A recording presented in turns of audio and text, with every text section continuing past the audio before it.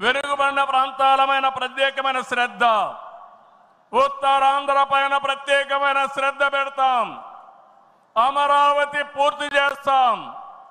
రాయలసీమ అభివృద్ధి మన బాధ్యత. సమగ్ర అభివృద్ధి మన విధానం. అయితే వెనుకబడిన ప్రాంతాల అభివృద్ధి పైన ఎక్కువ ప్రాధాన్యత పెడతాం. సాగునీరు ఇవ్వడం ద్వారా సీమలో స్థితిగతులు మార్చాలని మొదటి సంకల్పం చేసిన వ్యక్తి ఎన్టీఆర్. అభివృద్ధి దూరదృష్టితో కడప, కర్నూలు, అనంతపురం జిల్లాల్లో ఫ్యాక్షన్ అంతం చేశాం. తెలుగు గంగ, కేసీ కెనాల్, హంద్రీ నీవా, నగరి గాలేరు, ముచ్చుమర్రి ఈ ప్రాజెక్టులు పూర్తిగా చేపట్టింది, పూర్తి చేసిన పార్టీ తెలుగుదేశం పార్టీ. రాయలసీమ ముఖ చిత్రాన్ని మార్చిన పార్టీ తెలుగుదేశం పార్టీ. 30 ఏళ్ల క్రితమే ఇజ్రాయెల్ నుంచి డ్రిప్ ఇరిగేషన్ తీసుకొచ్చి 90% సబ్సిడీతో మైక్రో ఇరిగేషన్ ఇచ్చే పార్టీ తెలుగుదేశం పార్టీ అని చెప్పి నేను మీకు తెలియజేస్తున్నా. పోయిన 5 ఏళ్లలో చూస్తే ఒక్క పైసా ఇరిగేషన్ ఖర్చు పెట్టలేదు. అది 14-19లో 12,000 కోట్ల రూపాయలు ఖర్చు పెట్టాం. ఈరోజు హంద్రీ నీవా వెడల్పు చేసే కార్యక్రమం పరిగెత్తా ఉంది.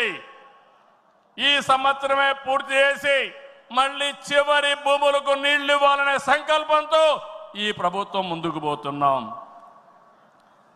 ఈరోజు రాయలసీమ రైతుల్ని ఇంకా బలోపేతం చేయడానికి పోలవరాన్ని పూర్తి చేస్తున్నాయి. ఇంకొక పక్క పోలవరం బనకచెర్ల ప్రాజెక్టుకు నాంది పలకబోతున్నాం. కడప జిల్లా కొప్పర్తి, కర్నూలులో ఓర్వకల్లు ఈ 2 కూడా పారిశ్రామిక వడలుగా తీర్చిదిద్దుతున్నాం. రాష్ట్రంలో 5 రతన్ టాటా ఇన్నోవేషన్ హబ్బులను ప్రారంభిస్తున్నాం. మెయిన్ వచ్చి అమరావతిలో ఉంటే విశాఖపట్నం, రాజమండ్రి, విజయవాడ, తిరుపతి, అనంతపూర్ కేంద్రాలుగా 5 జోన్లు 5 పెట్టి ప్రతి ఒక్క కుటుంబంలో ఒక ఆంట్రప్రెన్యూర్ని ప్రమోట్ చేయాలనే సంకల్పంతో ఈ ప్రభుత్వం ముందుకు పోతా ఉంది.